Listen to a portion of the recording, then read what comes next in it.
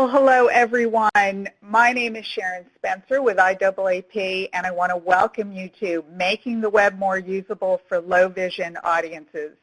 Before we get started, I just want to quickly review a few system items.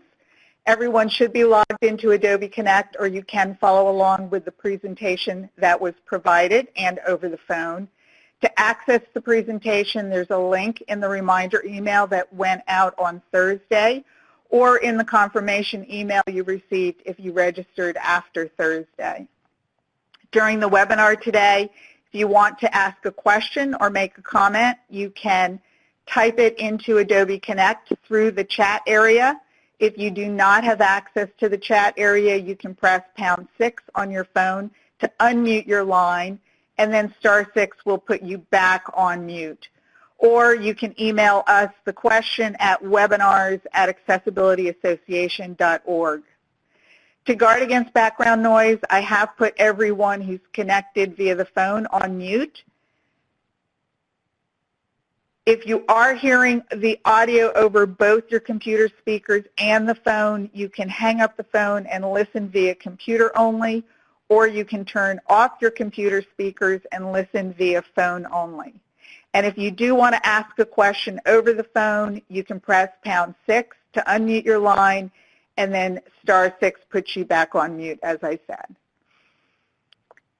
In order to see the speaker's screen better, you can use the full screen option in order to zoom in. Selecting that also, again, gets you out of full screen mode if you want to access the chat area. And I want to remind everybody that we will be recording this webinar. So again, let me thank you for joining us for Making the Web More Usable for Low Vision Audiences.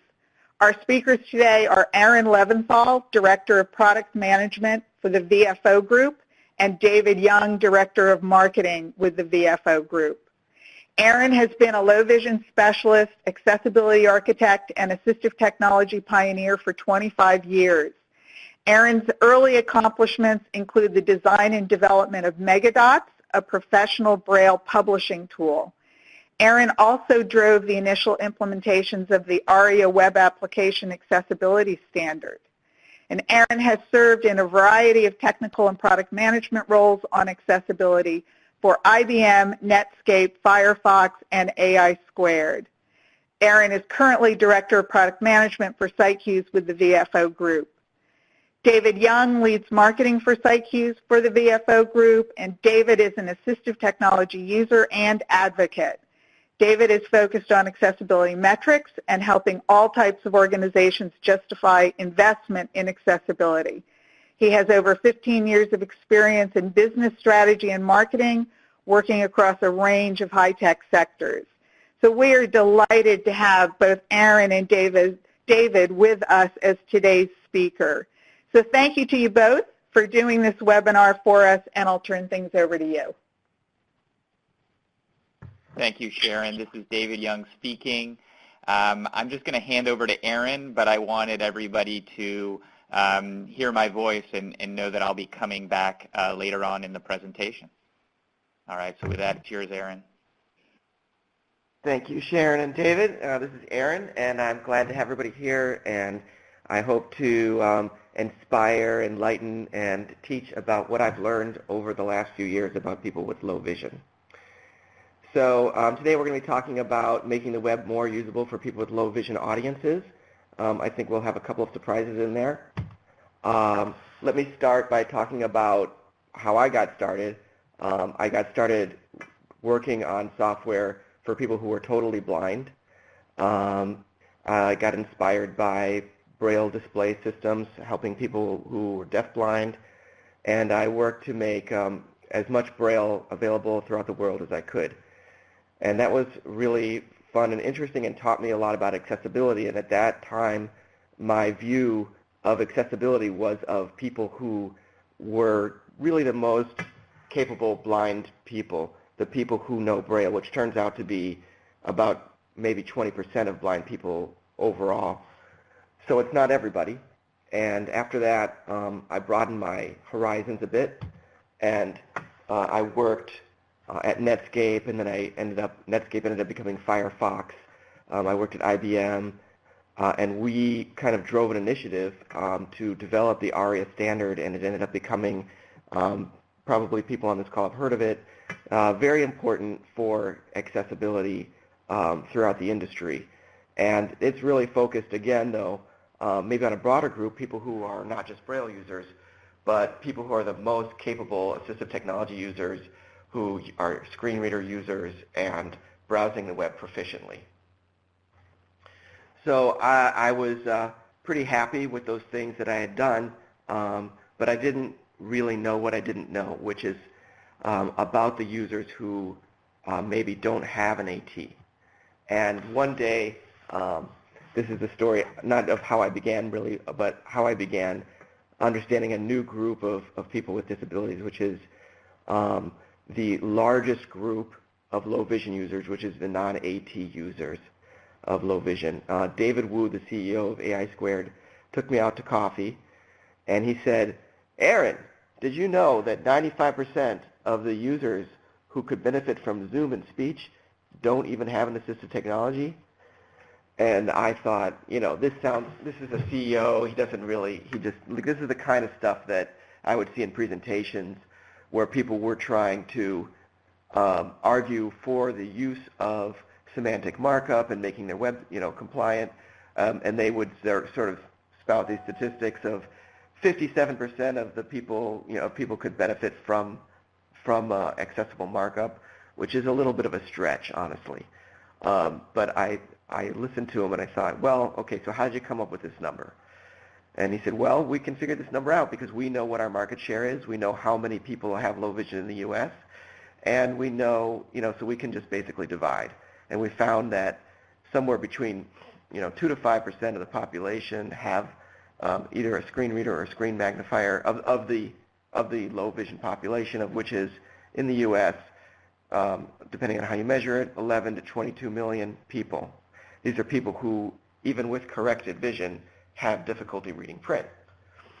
So that's interesting. You mean all those nights staying up until 2 in the morning working on making ARIA, I was really only benefiting 5% of the people with low vision. That's not really something that I wanted to hear. And that was the beginning of a journey. So we started talking about why that was. And obviously there's a lot of people where assistive technologies as they stand today are just too complicated to use, too complicated to learn. Obviously they cost money. Obviously, if you're losing your vision slowly over time, you may convince yourself that you can see. You just put your face closer to the screen. You can see well enough. You may be struggling. You may not find the login box. You may give up before you finish the shopping cart. You may end up calling in on the customer support hotline when you have trouble. But it happens slowly. And there are really a lot of reasons why people don't use ATs. And it's not all older users, in fact, as we've found. But I thought that's really interesting. What if Dave's right? Maybe we should be making a product for these users. Maybe we should be thinking about people with low vision. So that's how I started to really try to understand these users. So recently we came up with the term tweeners. These are people who they're not fully sighted, but they don't have an AT. These are the people who are the disability tweeners. They're stuck in between. So we'll talk about who they are. We'll talk about empathizing with users who are like this. And we'll, it's no good unless we figure out what to do. So we'll design for those tweeners, and then we'll see what gaps are remaining after that. So who are these tweeners? So is this a tweener?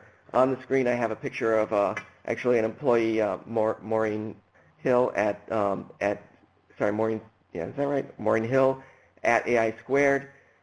She is a typical AT user. She's the people that we meet at CSUN. We get excited because we're helping them. They're kind of really energetic, exciting people to be around, and they're really good at basically having a disability. They know what tools they need. They know what their problem is that they're trying to solve, and they even help you design your product. And that's really a small number of people. That's less than 5% of the people with low vision. And then the other 95%, which are the tweeners, they find that they're not the most technical users in the world. They may be older. They go onto your website and they feel like the website wasn't designed for them, and they don't have an assistive technology. They just struggle to use the sites. So I found that astonishing. Honestly, this whole thing I found quite astonishing, and I still find it astonishing that as an industry we are so focused, so singly focused on one kind of person. Sometimes it seems. I don't think we do a very good job of broadening our perspective on disability. So 95% of the users know AT that could benefit from it. So I'm going to show you a little bit of a bell curve chart. About 50% of the population has some vision loss. It may be correctable. And about 50% of the population has no loss at all. But AT users are about 0.1% of the population. So they're on the far left of this bell curve. And tweeners who don't have an AT, but they have some loss and they have non-correctable loss, they need about 1.5 to 4x magnification typically, are about 3 to 9% of the population. That's a lot of people who are not being served. You add on top of that people with dyslexia, because a lot of the same things that will help the tweeners with low vision also help people with dyslexia. They have a lot of the same traits. They may not know, they likely don't know that they have a disability. They have difficulty reading a lot of the same things. That's about 10 to 15% of the population. So you're really talking about a large portion of your audience. So does this matter? Well, obviously it's a big audience. But if people see enough to navigate to your website, doesn't that mean they see enough to use it? So I'm going to turn it over to David Young for a moment. He's going to talk about some of the survey questions that we have answers for. Sure. Thanks, Aaron. The next 3 slides, I'm going to spend a little bit of time on market research that we did along with AI Squared at the end of 2015. And let me just take a few minutes to describe what that research was and what we were trying to accomplish. Obviously, as an assistive technology company, we were trying to better understand some of the accessibility and usability challenges of different types of users. And we actually structured this study to focus specifically on tweeners. The way we did that was to take a survey population of people that were over 50. And then not specifically to ask for people who, self-identified as having a disability.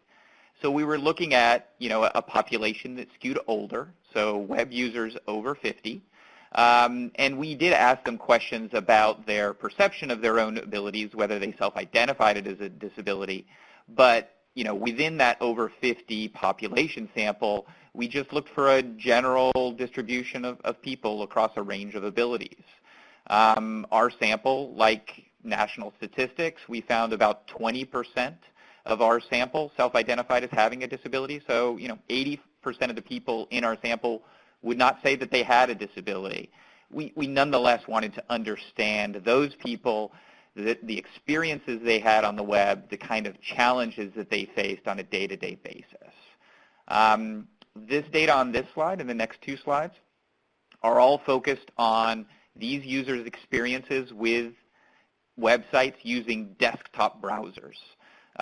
So as you're looking at this data, think desktop user. We've actually more recently done a study specifically on mobile use and mobile website challenges. And if anybody has interest, my contact information is in the presentation. I'd be happy to discuss or share findings from that with you. But this is all based on desktop. This particular piece of data that I'm showing you here, what we did was we asked the users in our sample what specifically is causing them challenges. And we basically asked these users to single out the one thing about their own ability which caused the most challenges. So, we know that many people, especially older web users, face multiple, a combination of factors that can cause challenges for them. But we were, for the purpose of this question, really asking them, what thing causes you the most challenges? And so we see a distribution of their responses here. And, what this, I'll read out the responses. We found that 35% of our survey respondents said that eye fatigue was the number one factor. 25% said vision loss was the number one factor.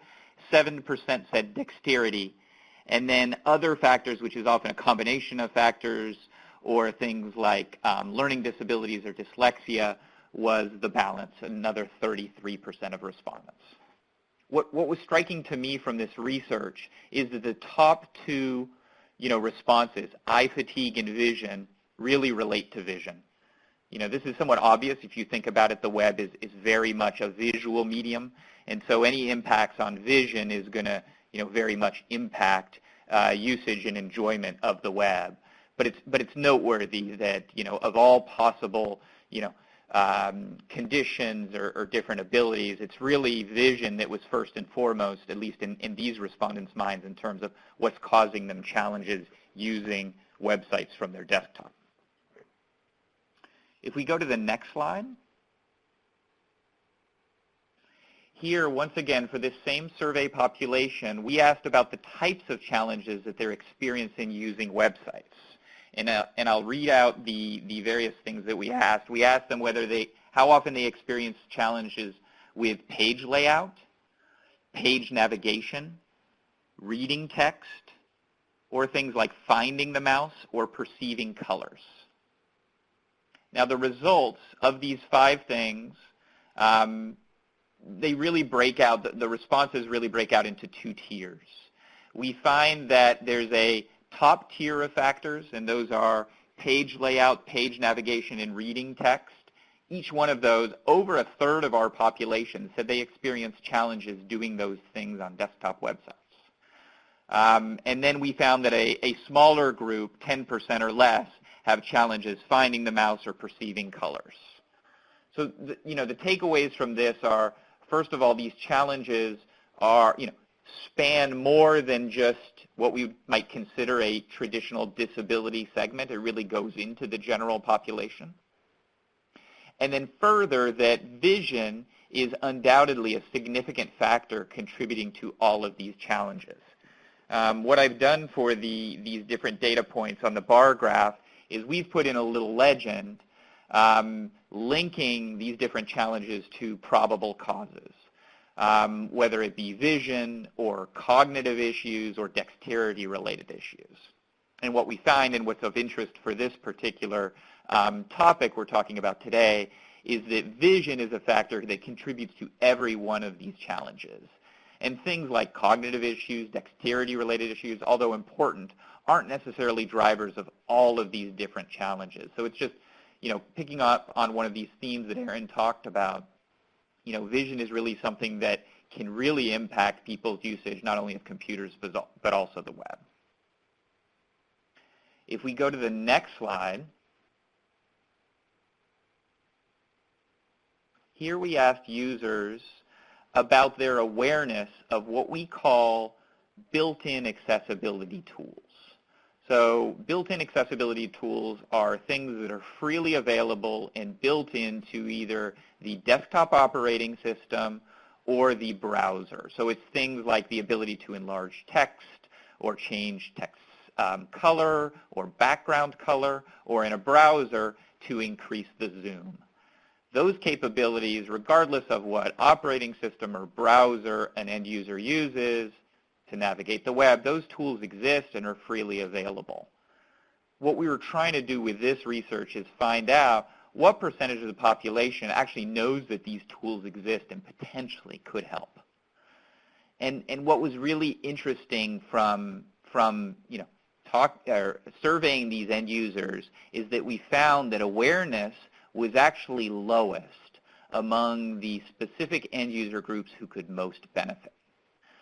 So getting to this theme of tweeners and this underserved audience that has needs, what we find is that the tweener population is precisely the population that knows that has the lowest level of awareness of these tools. So just to describe the data, we found that 67% of our survey respondents, once we described these accessibility features, said, yes, that's something I've heard of, I know those things exist. It doesn't mean that 2/3 of people are using those features, that they'd actually know how, but there's at least some level of recognition or awareness among 2/3 of our sample population. But then if we look just at the population that's self-identified as having a disability, a smaller percentage, 54%. So only about half said they were aware. And then if we cut the data a different way, we asked people who self-identified as having below average vision. Once again, only about half said they were aware. And then when we asked users who self-identified as having low comfort with technology, we found that only about 1/3 are aware of these tools. So what we're really fighting with this group of tweeners is people who,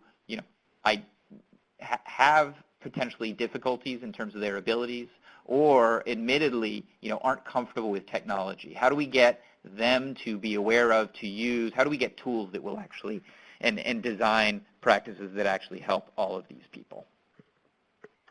Aaron, I'll turn it back over to you. Thank you, David. So I think we've established the case that there are these users out there that are struggling on your website or whatever it is that you're designing. And let's be realistic. Accessibility professionals tend to focus on users with the strongest needs. And it's pretty easy to say, I'm going to focus on people where I can obviously help them, and these are the people who want to help themselves. So who falls out of that? People who don't know how to help themselves, that don't know that they have a disability. Design professionals they're missing these tweeners as well, because oftentimes they're young folks with perfect vision and perfect everything, and they're designing the website to look good for them. They're designing beautiful sites, and they're guiding your eye with light text and thin fonts and making their stuff look elegant, but they're forgetting the fact that not everybody can see those things. So the tweeners are the people that are really left out, and that's where the gap is that we're addressing here. So let's run this poll question. Yeah, we wanted to engage all of you. We're flipping over to Adobe Connect where we have a poll. We'd love as many of you who have interest to respond based on your own experiences. So we'll give you a couple minutes. Let me just read out the poll. The poll question is, in your own experiences, how are low vision web users considered in website design? And for this poll, what we'd like you to do is check all of the answers that apply. So we're asking about, from your own experiences, are low vision design practices ever considered specifically to help low vision users? Are design guidelines specific, once again, to low vision? Are there tools that you've used or are familiar with to simulate low vision? Have you ever heard of or done testing with low vision web users and not simply with, JAWS or screen reader users? Is there the assumption that measures taken to help users who are blind, that those will be sufficient to address the needs of low vision users? Or are no specific measures taken at all? So if any of these apply to you, we'd love to see your responses, and they'll be coming in. I think we can see the results tallied in real time. We'll allow another minute or so to get responses. I posted this question last Friday to the IAAP Connections community, both to stimulate interest in this talk, but also to see what kinds of responses we would get. And I don't want to too much bias people who are responding, but what we found in the responses that we did receive through the IAAP Connections community is that there is no single approach, no winner in terms of all of these. That what we find is that for most of the people who responded, they checked 1, 2, or 3 boxes that a variety of these tools are used. But certainly what the early results showed us is that there's no consistent patterns. There's no tools that everybody tools or practices that everybody seems to use or not use, which I think speaks to a little bit of what Aaron was talking about, which is, as someone who's been in this space for a while, when he started his journey a couple years ago, this revelation that this group was underserved and that some of these practices weren't being undertaken, that was news to him. And so I think we are at a relatively early stage in terms of thinking about and addressing the needs of this low vision user community.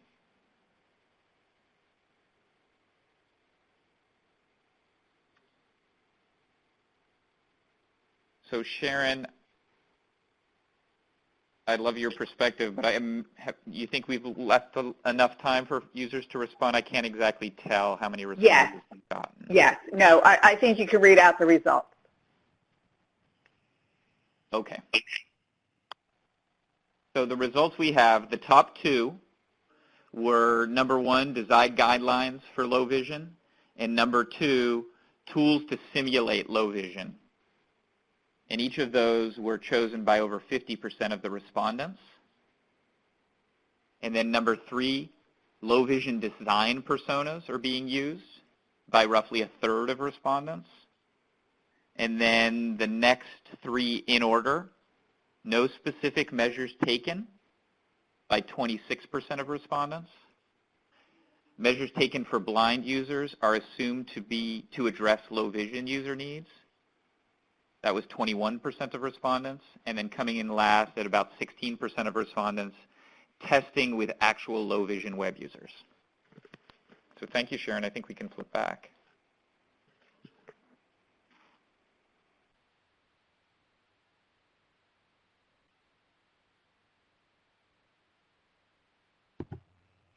All right, that was really interesting. I mean, I am very heartened, actually, by those results, but at the same time, I'm feeling like this is a little bit of a self-selecting audience, people who were interested in low vision content. So I'm sort of skeptical that 52% of accessibility professionals use tools to simulate low vision. But if it's true, I think that's really good news.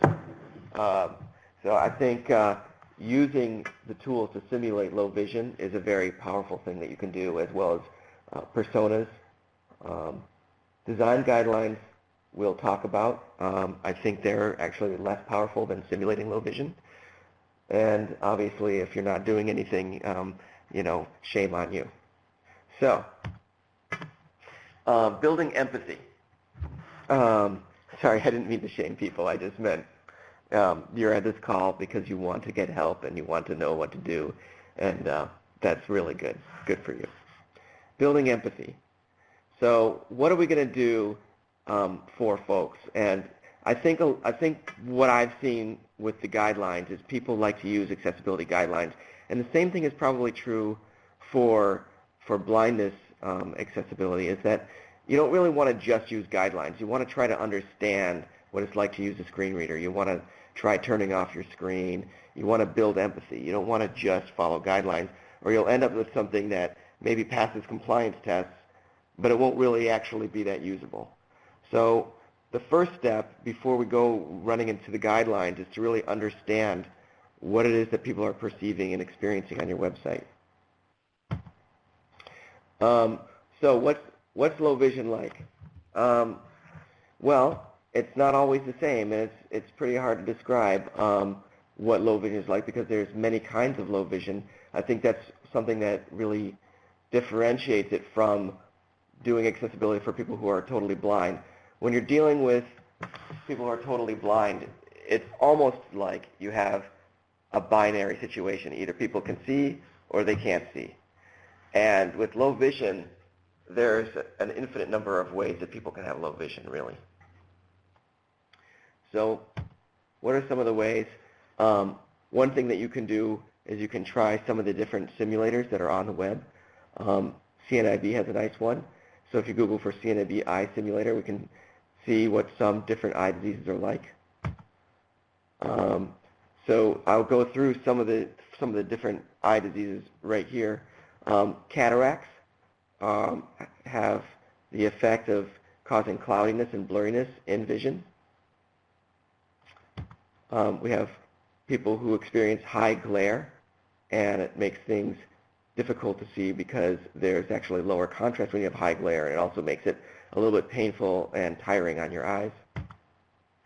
Then there are folks who a general feature of aging and vision issues is low contrast sensitivity.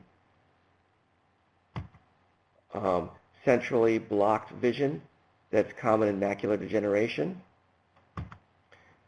Peripheral vision is blocked, so you only have central vision. That's a feature of glaucoma and retinitis pigmentosa. Blocked and scattered areas throughout the visual field is a feature of diabetic retinopathy. And then we have retinal detachment. These folks often have one corner or one side of their eyes which is blocked out, and also you usually get floaters with this eye disease. And color blindness. Here's an example shown of a stoplight, and in some places in the world the stoplight is rearranged where the colors are in different places, so this can be a real problem for folks who are red-green colorblind, and that's about 8% of the male population. So if you have perfect vision, the question is can you relate it all? I think there are times when all of us experience some kind of issue with our vision. At night or early in the morning when you wake up and your eyes are tired. Maybe you've been on the computer all day. When you're busy multitasking and you're looking at a small device. Here's a picture of a woman trying to cross a street. Her screen's bouncing up and down as she walks, and she's looking at some small text on her screen with bright sunlight. Another picture of somebody with so much glare on they're using their laptop from the sun that they're using an umbrella. And then folks who are using their display on their car maybe they need to turn up the heat or change the radio station while they're driving, and they really can't use their eyes and give full attention to the device. So these are what we call temporary disabilities or situational blindnesses, and everybody can relate to these. So I think what this teaches us is if you design something to be better for people with low vision, you're really designing it to be better for everybody, and that's what we call universal design. Rather than focusing on eye diseases, it's really complicated to try to remember all the different eye diseases and what the features of these eye diseases are. And a simpler approach that works equally well or better for design is to think of the functional approach. And we've divided the kinds of visual issues into 5 types here. We have people who experience blurry vision, people with blocked visual field, color blindness, brightness sensitivity, and contrast loss. And that's all you really need to focus on. You don't really need to focus on the eye diseases, although it's important to know that these eye diseases have become extremely common as people age. So let's not just think about these things, let's simulate the vision, because if you rely on theory, it's kind of an empty practice. So there is a website called visionsimulations.com. That's a good place to look at different images and try them with different kinds of visual issues. You can buy a low vision simulation kit. So when I first got started working on sight cues, I thought, well, I'm never going to be able to design a good product for people with low vision unless I experience having low vision myself. So I bought this $280 kit, and I don't recommend buying this kit or other kits like it. I don't think that they work all that well, and they're really not worth the money. What worked pretty well for me actually was a suggestion from an older colleague, which was to take a pair of sunglasses, which is already going to reduce your contrast sensitivity, and get some hairspray and spray the sunglasses, and then use a hairdryer to blow the sunglasses until you get a nice film over the sunglasses, which will cause your vision to be blurry when you wear the sunglasses. And what's great about that is you can then wear them out. People might not be too surprised to see you wearing sunglasses, although They did look at me a little strangely when I was walking through the grocery store with sunglasses, but it was worth it. I got to see what products kind of came out and were easily visible for me. What stood out to me in the grocery aisle gave me a real clear picture of what will work for low vision design. So I actually really recommend doing it. Probably most people won't do it, but if you really want to get good at designing for people with low vision, I suggest that. Another thing that you can do is you can download this No Coffee extension.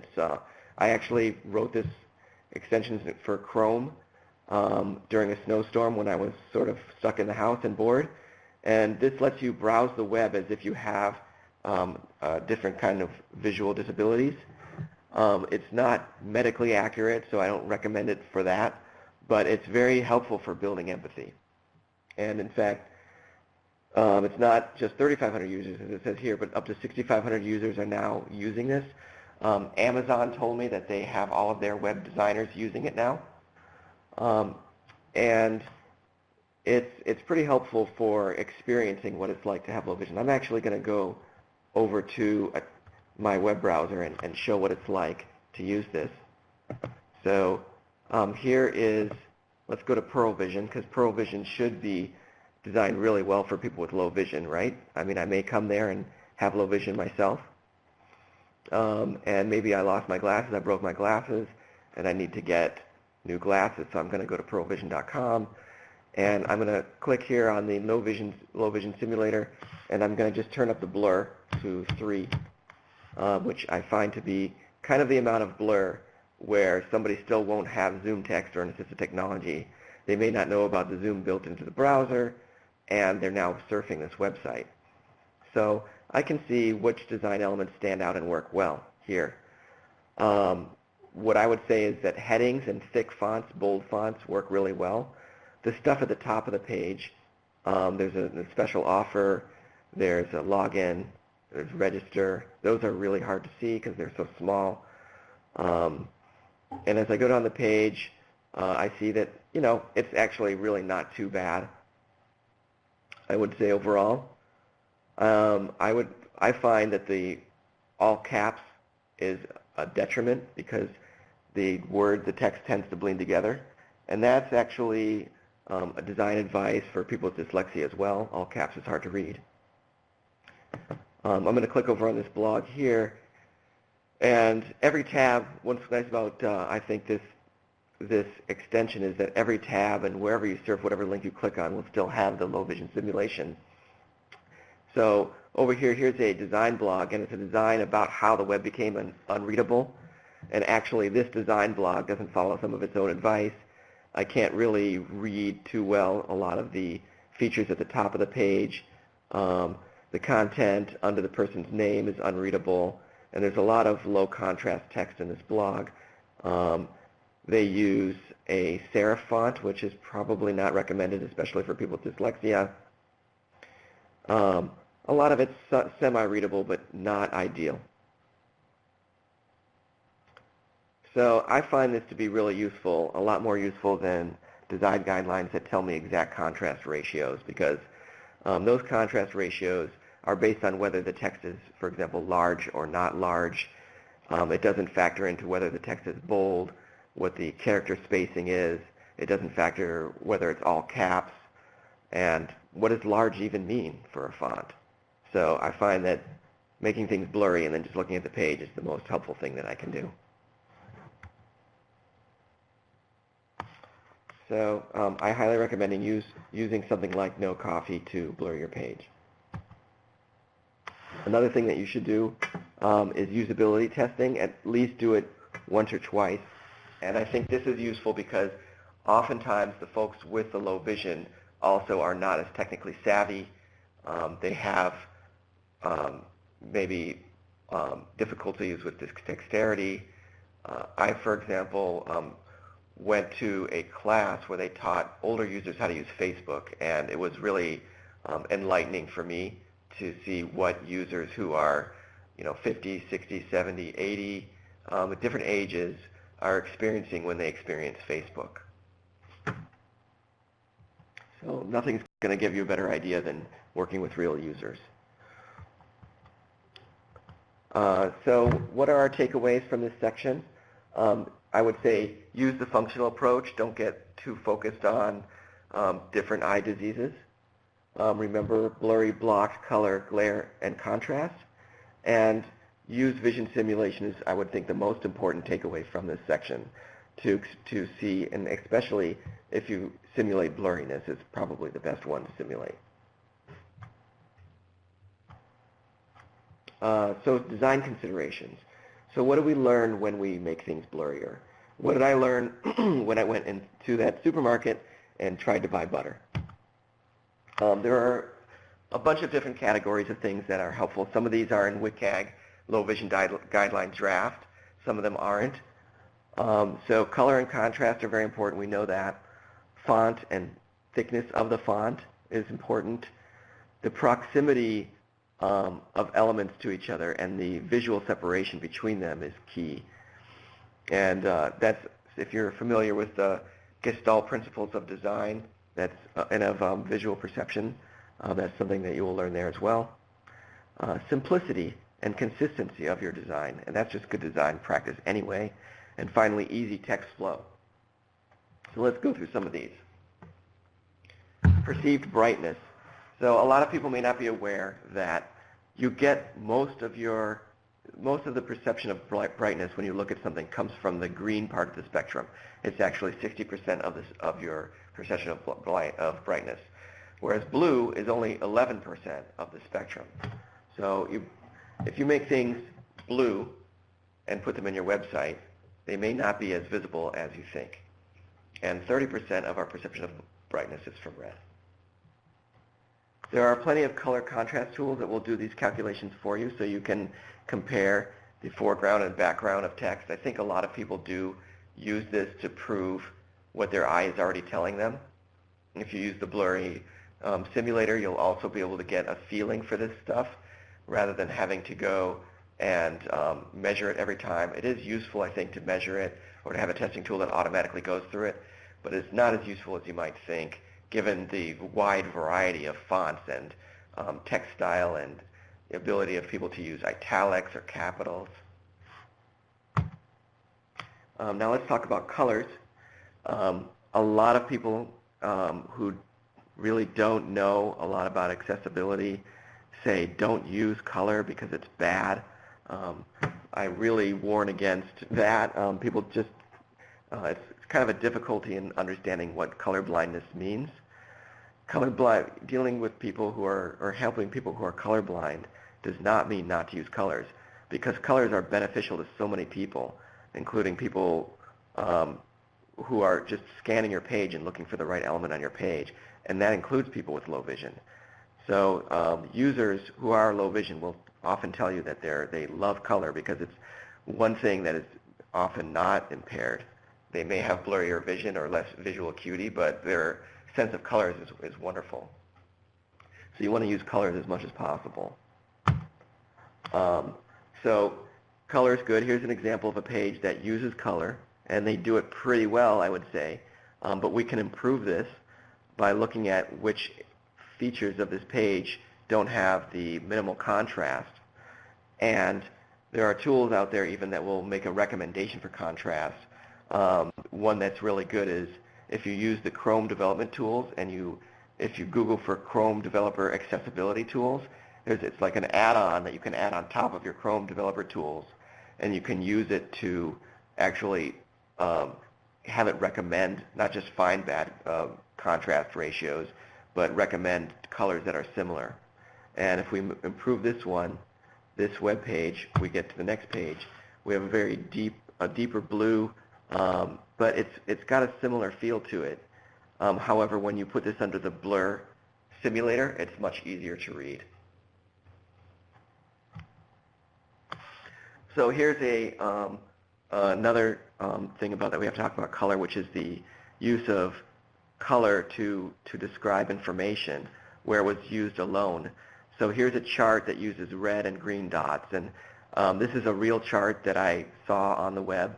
I wasn't doing anything to do with accessibility. I was just reading some information, and I came across this chart and I thought, wow, this is an amazing example of how people get color wrong, because these red and green dots in this chart, this makes it very difficult for a person who is red-green colorblind, which is 8% of the population of males.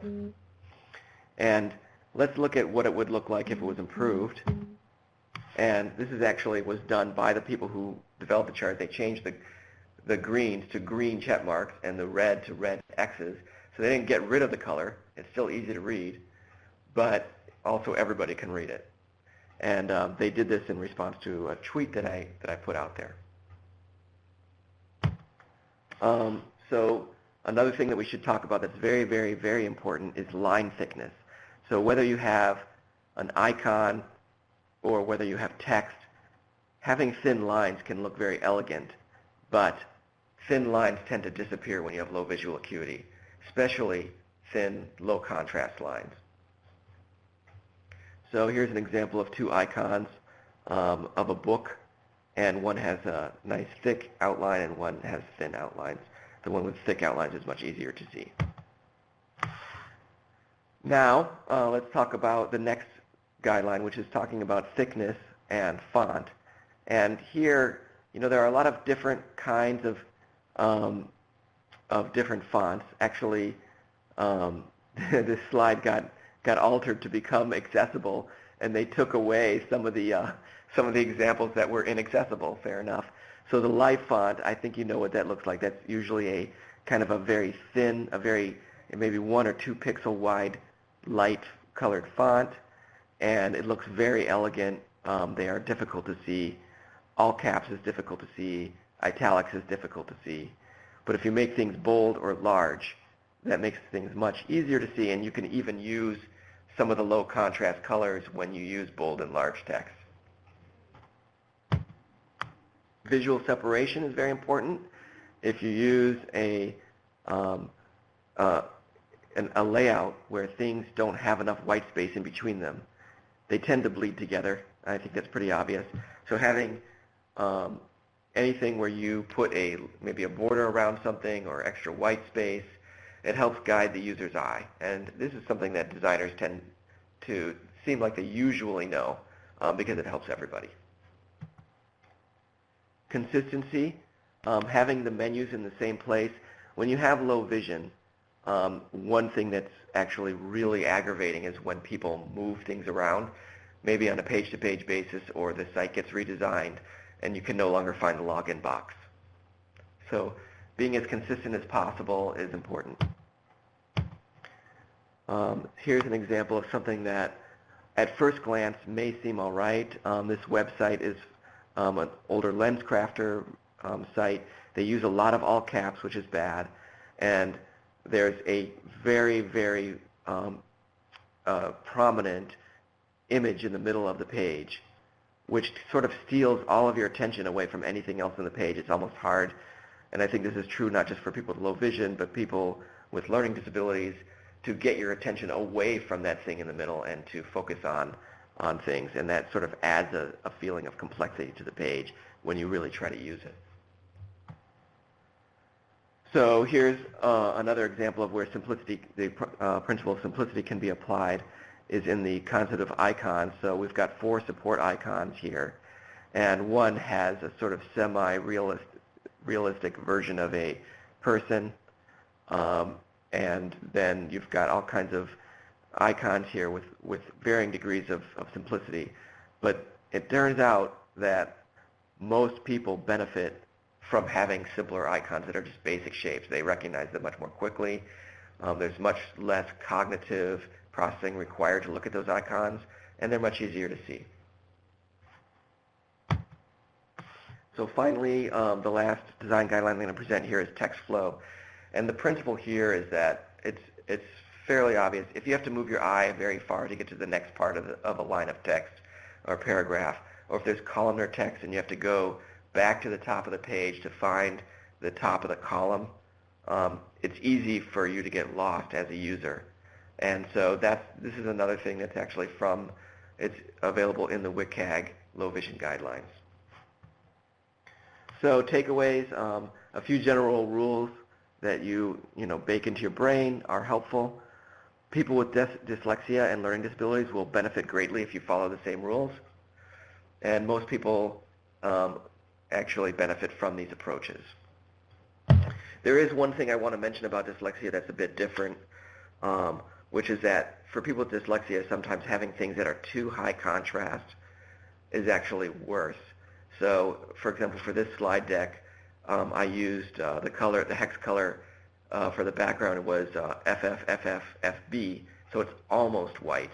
It's not quite white, and that really helps people with dyslexia because the high amount of brightness can make things sort of intimidating to read. You can use a slightly less dark color from black as well. It turns out that affecting the foreground text color is more important than the background color for these things. And one thing I'll add is that people with glare sensitivity will benefit as well. David, would you do poll question number 2 for us? Sure, absolutely. So once again, we'd love to have all of you respond, anybody who's on a computer and can. The question in this case is, once again, based on your own experiences, why are the needs of low vision users not specifically addressed in website design? So what have you seen either preventing you or preventing in your organization the needs of low vision users from being specifically addressed? So please go ahead and respond. The responses will come up in real time. I'll just read for the benefits of those of you who aren't looking at the screen, who are just in listening only. Some of the different options. First, lack of awareness by technical teams. Second, lack of corporate or management mandate. The third, lack of technical tools. Fourth, lack of compliance requirements. Fifth, lack of design guidelines. Sixth, too difficult to accommodate the range of low vision needs. Or sixth, budgetary constraints. You can click multiple answers in your reply.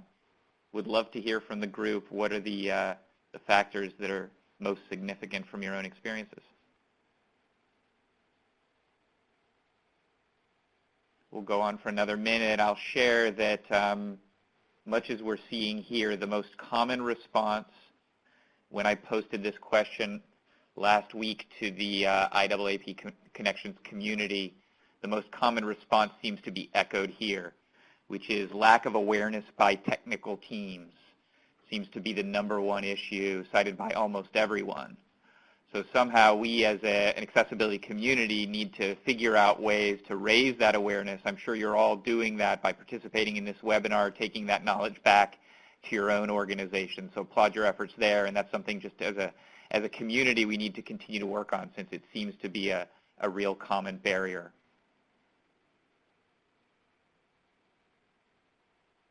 Okay, so perhaps I will now read the results. So for the benefit of those of you who are on the phone, the #1 result was the one I just mentioned, chosen by 81% of respondents, the lack of awareness by technical teams, the #1 barrier. The #2 barrier is lack of design guidelines at 54%. The third most common barrier was lack of corporate management mandates. And then the next, and that's at 33%. And then the next few are all at 15% and below. So I won't distinguish, but lack of technical tools, lack of compliance requirements, too difficult to accommodate the range of low vision needs, and budgetary constraints. Were all cited, but by fewer than 15% of respondents. Thank you all for taking the time to respond. We'll continue to very much want your engagement on this. If you have questions through the remainder of the talk, please feel free to message them. We'll also absolutely leave time at the end of Erin's presentation for Q&A. David, there's also 2 interesting comments in the chat that you might want to share. Okay, so another option. Accommodating, make things look pretty. Less pretty. That makes sense. Sorry, making things look less pretty. So as I understand that comment, that's perhaps a misconception that making things more accessible or more usable for people necessarily makes things less pretty. Am I reading that right, Sharon? Yes, I believe so. Okay. And then the other comment, which is a very good one, which is lack of awareness, not to single out technical teams, but generally lack of awareness across organizations, across different functional groups, across organizations, about the importance of low vision in this tweener segment that Erin's been talking about. So great. Thank you for those comments. And we'll be sure to post the results. I'll post the results of your responses and then the other responses that I received. I'll post those back to the IAAP Connections community later this week. So I think we can hand back to you, Erin. All right, thank you. That's really interesting. I would say that the 81% lack of awareness by technical teams.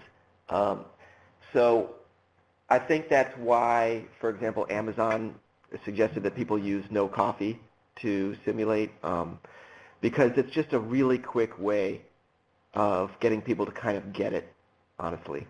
And the lack of design guidelines, 54%, I don't think that's going to change. I think that people have been thinking about this for a while. And something like vision is there's so many things going into it. There's so many ways to make things hard to see. There's so many ways of making things easier to see. And the guidelines won't get you that far, and not nearly as far as just trying to perceive the website with blurry vision. And I think it's for me, it's that simple. The design guidelines are there. Honestly, I feel like they're there to give people the feeling of security, like there's some way, that's some standard way to do things. But if you don't try to perceive the website that you're designing with blurry vision, you may not realize that some of the things that you think you have to take away, like the person who said, we're going to have to make this less pretty. That might not necessarily be true. It may be a little bit more, there may be some challenges there. You may see some things, but you may improve the attractiveness of your website by putting different glasses on, by looking at your website as a different kind of user. It may cause you to put in better white space or draw the eye in a better way, and help people with dyslexia as well. So from my point of view, looking at things in different ways is a way to make things kind of more well-designed and more attractive. I do appreciate that oftentimes accessibility feels like it's at odds with good design. We ran into this when we started developing ARIA, because people wanted to have websites with a lot of fancy JavaScript, and you just couldn't do it. Until ARIA came along, you could have the fancy website, but it couldn't be accessible with a screen reader. And now you can have the fancy website and have it be accessible with a screen reader. If you use ARIA, it's more difficult, but you can do it. And I think that is perhaps where you get into some of the budgetary constraints. But again, I feel like, you want your design to be good, and an audience as big as this, 3 to 9% of the people with low vision that you don't use ATs, and 10 to 15% of people with dyslexia. We haven't even mentioned the fact that 20 to 40% of the U.S. population has a first through fourth grade reading level.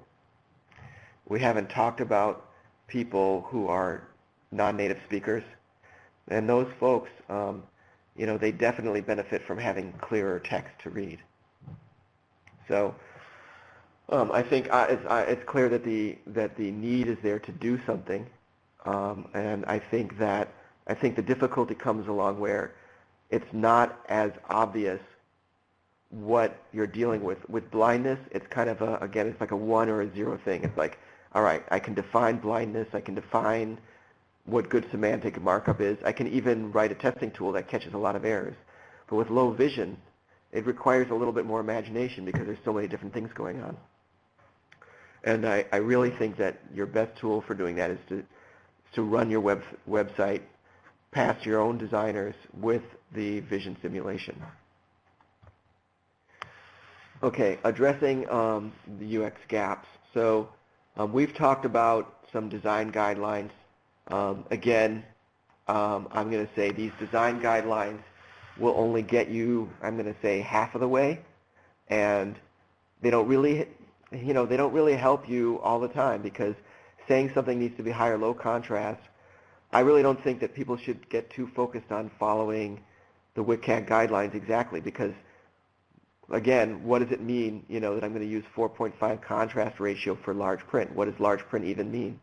And it doesn't take into account the font type. Did I use italics, thin font, boldface, all caps? It doesn't take any of that into account. So the design guidelines will only get you so far. Now let's say we use the vision simulation and the design guidelines, though. And let's just say we use that combination and we got the best design. We think we've got the best design possible. Is that going to be enough? Will that get what we need? Will it reach all the users that I've promised you that you're going to reach? And unfortunately, I would say the answer is no. You're going to reach more of them. You're going to reach a lot more of them. If you use good design and you make things more clear, you're going to reach a lot more people with dyslexia and low vision. But there are, I would say, a large group of tweeners who they may see your site better, but they're still going to struggle.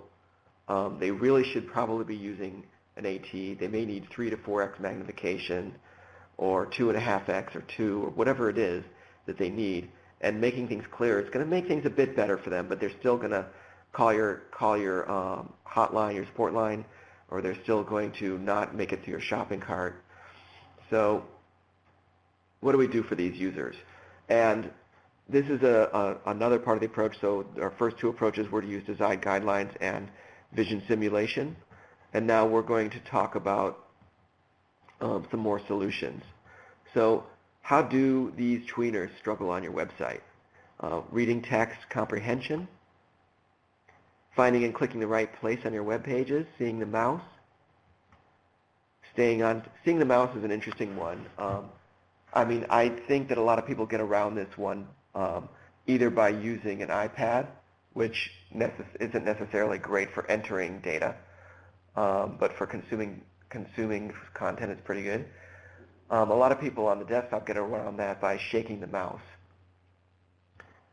Staying on task, that's, I may just tire.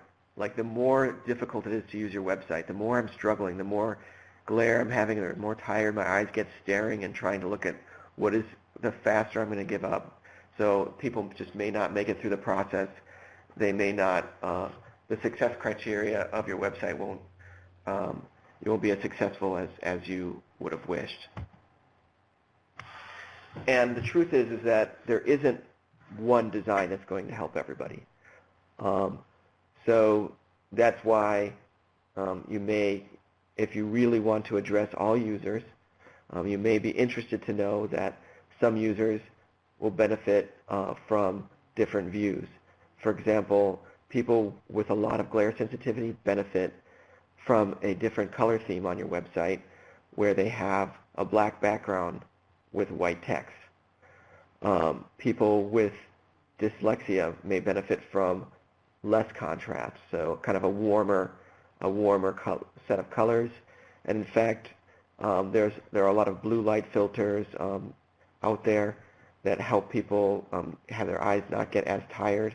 Or you can buy tinted computer reading glasses that prevent a little bit of eye damage if you use your computer all day. So taking a little bit of the blue out of the spectrum and making a warmer palette is actually quite helpful for a lot of people, but it may not be high enough contrast for all users.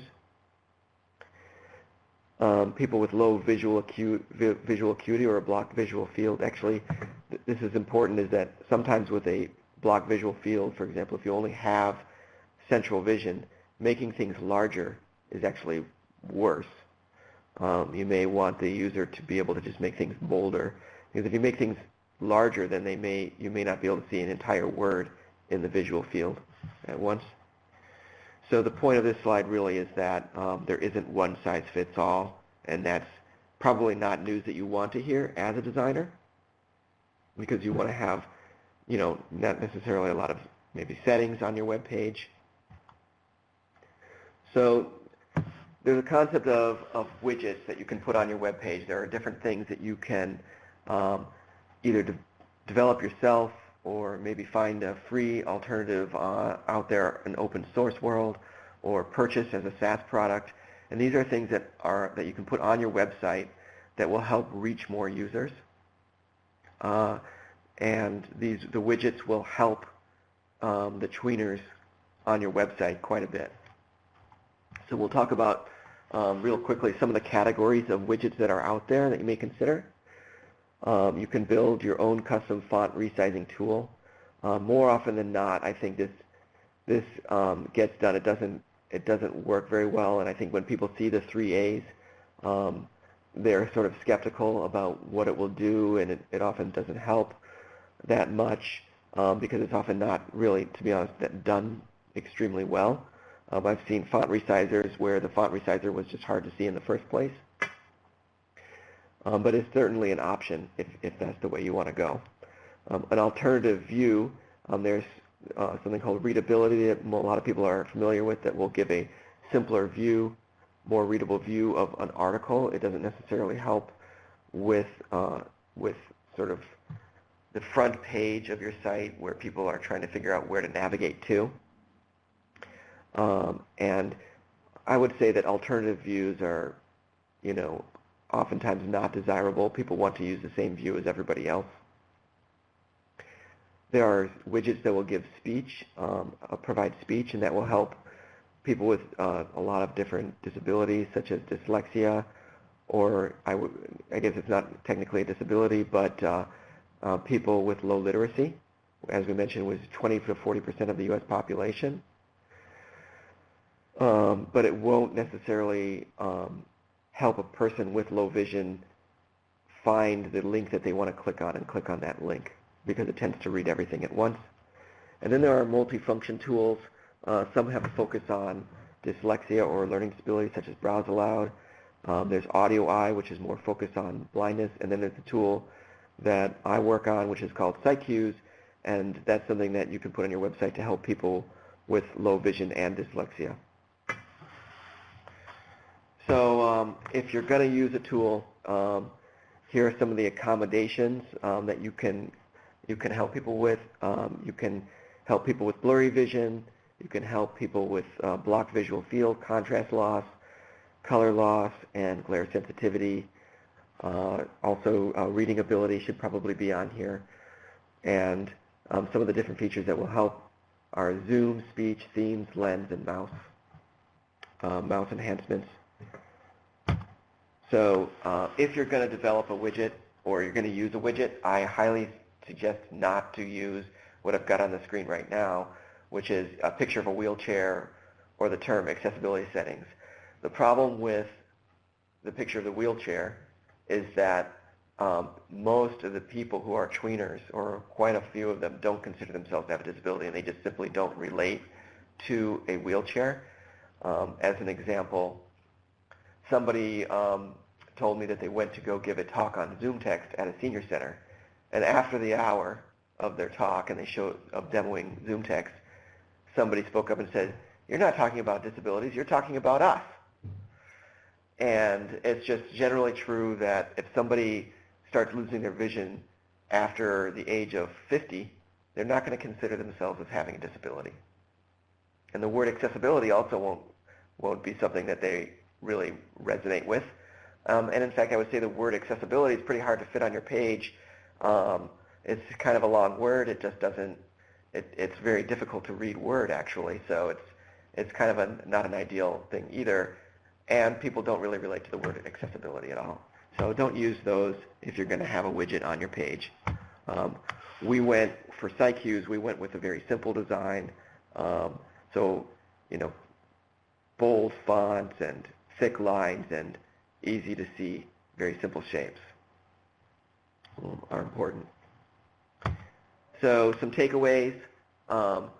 I would say support assistive technologies is obviously something you're going to do as an accessibility professional. That's going to help you with the 0.1 to 0.2% of the population that use ATs. But you also want to use good design, and you're going to do that by using the combination of design guidelines and simulation tools. And then don't forget about those usability gaps that are still there.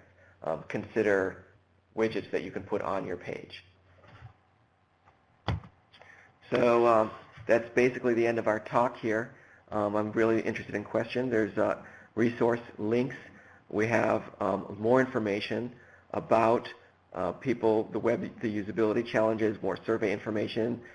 As David mentioned, we have information on mobile users, and you can find the links at the end of the presentation that was sent out. So thank you very much, and I'm really interested to hear any questions that the audience has.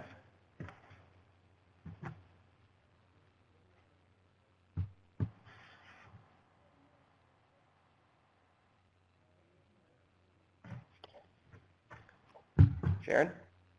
I can see that we have some people who are typing into the chat area, so let's give them a chance to ask their questions. I also know that David and Aaron, you both prepared some additional support materials that I think you might want to share with the audience. Sure, I can reference those. While people are preparing their questions, there are 4 or 5 slides at the end of the presentation that have some additional statistics. They talk about some of the different causes for low vision. Aaron's flipped to that one, so thank you. If you go to the next slide, Aaron.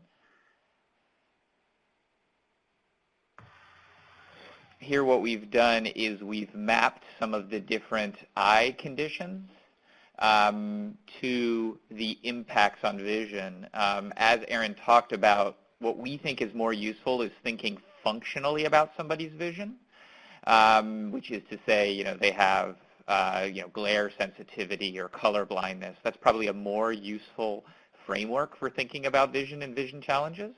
But nonetheless, and so often, in the literature and in speaking with people, you'll be talking about somebody who has X, Y, or Z condition.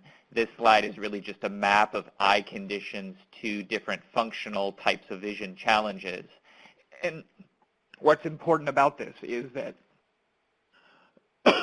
excuse me, is that these conditions do not always map directly to specific difficulties. Sorry, I'll take a drink of water.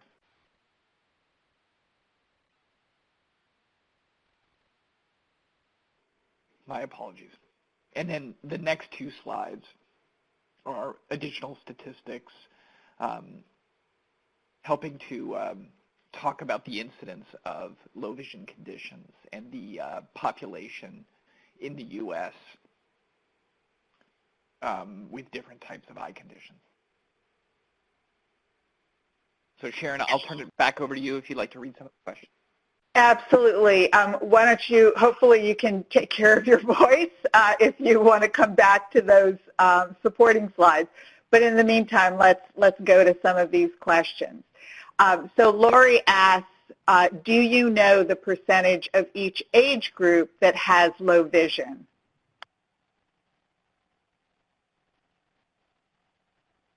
Yeah, so actually the slide we are on talks about the, yes, exactly.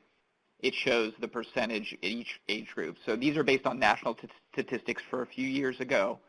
The national average is 9% of adults. It's very difficult, you can imagine why, to get good counts on low vision among children.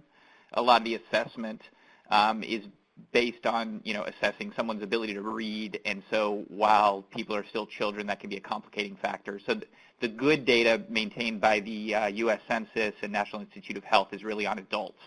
And what you can see is that below age 40, the incidence of low vision is relatively small, so around 5 to 6% of the population.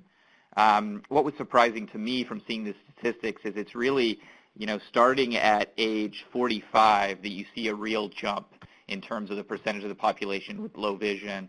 And although the percentages increase as you get into older age groups, there's not a huge difference between, folks age 45 to 60 and above 60.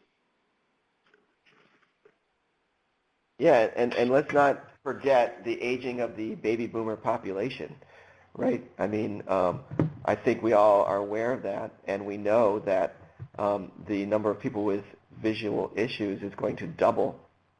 I've heard different numbers, by the year 2020 or 2025, but the number of vision issues is projected to become higher and higher over the next 15 years. In fact, just a personal story, my partner recently went to a financial advisor, and she's 47, and the average for a person who's age 47 is that they will live till age 98. And you can imagine at some point we're going to have so many folks around who are seniors. There's going to be an incredible amount of low vision in our country, or in the world, period. So Aaron, Okay, the next question. Go ahead, Sharon. Go ahead, David. I'm sorry. No, not at all. Please, go ahead. I was just going to read the next question from Mary, if you're finished with that for that last question. Yes. Okay. So Mary asks, what are your thoughts of web pages that change design when resized?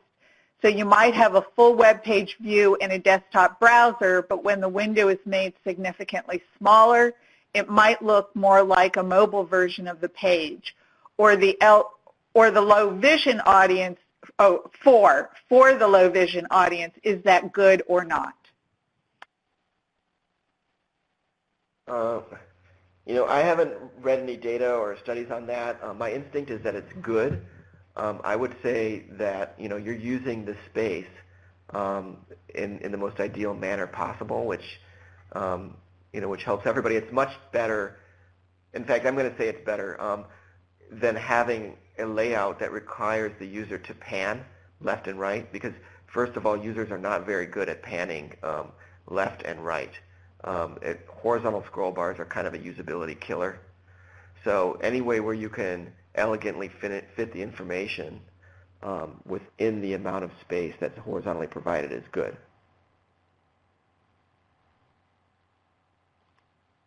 Okay, the next question from Alejandro is, how do you approach a colleague about an issue that improves accessibility, but it's not necessarily part of meeting compliance or WCAG?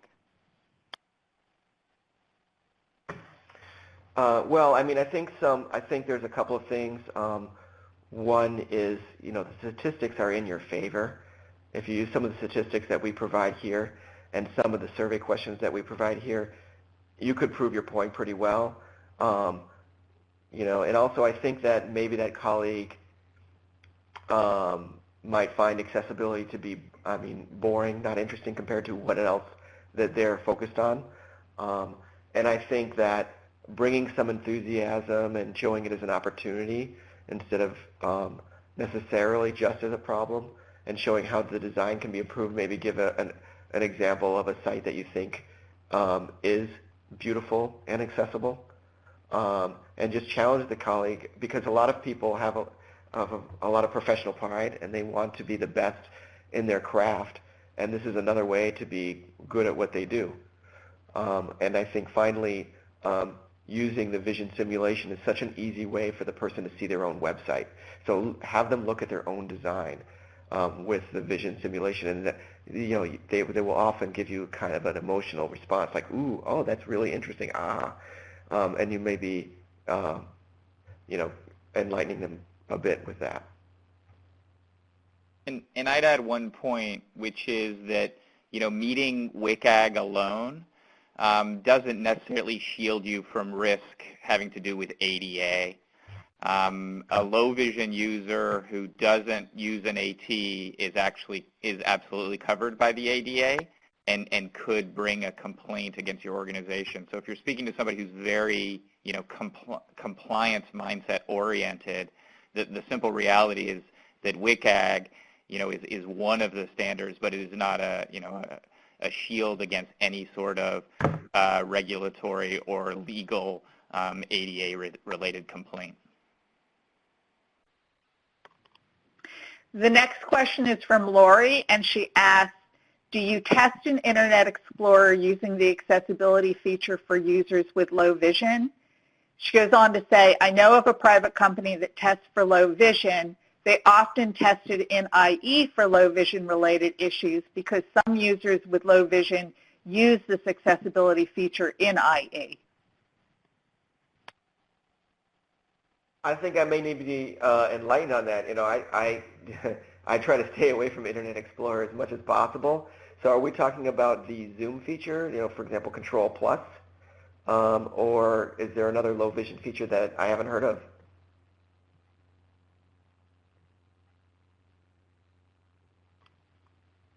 Let's see if Lori or anyone else can add to that.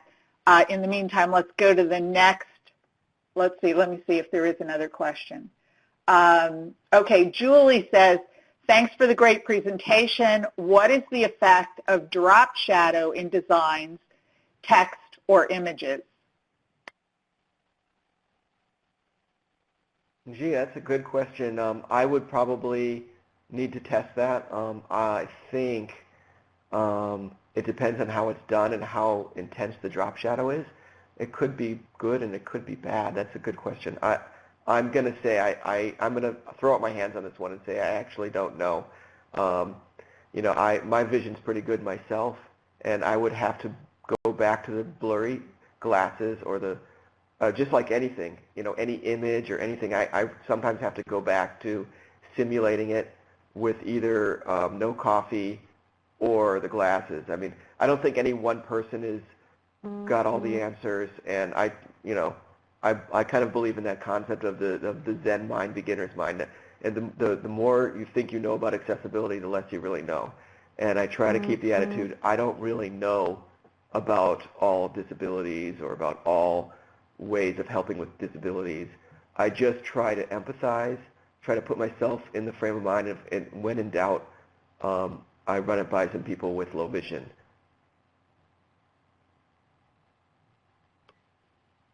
Okay, and we've got a few minutes remaining. This is great that you've allowed for a lot of time for questions. David, why don't you go through the remaining support slides, and that'll give people an opportunity to formulate any additional questions that we have. We have about 8 minutes until the end of our webinar today.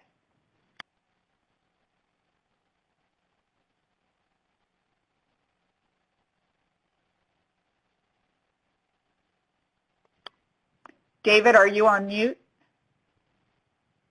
I'm sorry. Yes, I am. Erin, if you wouldn't mind flipping forward. You've done this before, Sharon. If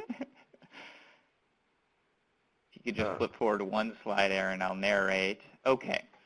So this slide contains U.S. statistics on the incidence of various eye disorders, both today and in 2030. And so these are all statistics from the National Eye Institute, which I believe is part of the National Institute of Health. You know, the big takeaway from this slide is that across the 4 major, you know, most common, most prevalent eye disorders in the U.S., which are, you know, in decreasing order of importance, cataracts is number 1. Number 2 is diabetic retinopathy. Number 3 in terms of frequency is glaucoma. And then 4, although we hear about it quite a bit, is the least prevalent, which is age-related macular degeneration. So across all 4 of those conditions, there's an expectation of a significant increase in terms of the number of adults who will have those conditions between 2010, which is the original data statistics, and 2030. As Erin mentioned, there's really 2 drivers for this. One is just a demographic shift, aging of our population. But there's another factor, which it's suspected that as all of us spend more and more time on computers and do more and more, you know, jobs and you know, personal activities that involve more and more reading, we're actually contributing, in a sense, to, deterioration of vision, although some of these conditions, certainly more than others, would that be a factor. There's probably also a factor of increased awareness of these conditions and therefore identification of people having these conditions. I can see, Sharon, we have a few more comments that have popped on, so I'll... Yes. So Lori said, Lori provided more information on the Internet Explorer feature she talked about. She said when you go to Tools, then Internet Explorer, then Accessibility button, then Ignore Colors specified on web pages.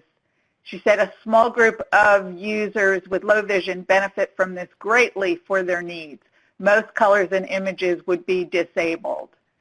She goes on to say, also we test for any background images that would disappear if this feature is used, and that would be a violation if the background images offer meaningful content. And then we have yeah, one, if you have comments for that. I'll talk to that. Yeah, I'll talk to that. I think the taking out the colors is a good way. No Coffee does that as well. It doesn't matter what tool you use to do that. Taking out colors is a good way to check for, if your page works without colors, that's a good thing. And let's face it, people might print it out.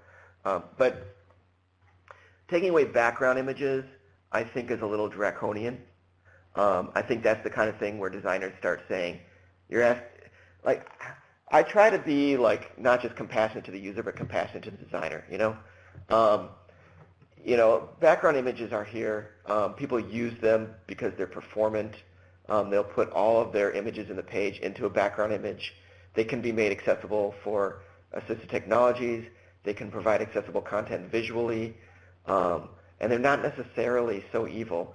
I would, again, warn against focusing on these strict guidelines, because not only do developers and designers hate them because it feels like you're telling me you're reducing the amount of creativity that I can provide, but it's not really focusing on the experience. And I would focus more on the experience. I think there's nothing more powerful than simulating low vision and trying your own website, and usability testing as well. But you really want to focus on making it actually work rather than checking some boxes. And just to expand on that, Aaron talked about this passionately. I think, part of the value of No Coffee or any sort of vision simulator is you can go from a situation where you're basically telling your designer all the things they can't do, which is not what they want to hear, to giving them an extra tool and then saying, hey, this is something you can do. And, use this with all of your expertise and your creativity and your capabilities and make the design even better. I think if you can take it from being you can't or you must follow this guideline, essentially putting them in a straitjacket, to really empowering the designer, you'll end up, helping so many more end users. Right, yeah. We wonder, how do we get these designers to care about accessibility? And I think, part of it is by being positive and fun about accessibility and creative and understanding that what their job is. Their job is to try to make a really cool looking design, and they've got certain tools to do it, and we're on their side. We're not against them. And I think, we sometimes we get into a role of gotcha, there was an accessibility violation here, and I think that's something that we want to avoid, because we want people to love accessibility. Last question, and then we're going to have to wrap up. But Julie asks, have you ever asked people who wear glasses to take them off in order to simulate a low vision user? Yeah, I haven't personally done that, but I think that people have done that in front of me. I haven't asked them to do it. And I myself, recently, I'm starting to need glasses, and I'm, trying to avoid it as much as possible. So I'm starting to become a walking simulation myself. And just on that, one of the things we found, Sharon, is that when we speak to UX professionals, people in design or digital marketing, one thing that's really powerful is asking them about their own experiences, but then asking them about their parents, or older relatives' experience. And often, if often asking them about their own experiences, they'll relate to low vision or some of the things Erin's been talking about. But almost universally, if you ask them about a parents or older relatives, they'll nod and you sort of express understanding of the issues you're raising. Great. I want to thank you both for doing such a great job. A lot of really good information today. And we are at the end of our time, so I've just put up a slide that will allow you to click to a link that will take you to our feedback form. I will also be sending out an email in probably a day or two at the very most, and included in that link will be the link to this feedback form. So I want to ask those of you either right now or when you get the email, please do give us your feedback. We really appreciate it. We do pay attention to all the feedback we get on all of our webinars. So we appreciate your taking the time to give us that information. I also want to just let you all know we have another webinar coming up at the end of the month on Tuesday, November 29th. That's called Making Accessibility a Design Problem. So with that, again, I want to thank Erin and David for doing such a great job. I want to also thank our captionist who did a great job keeping up with all of the information. So with that, I hope to see you at a future webinar. And I hope you all have a great day. Thank you for joining us today.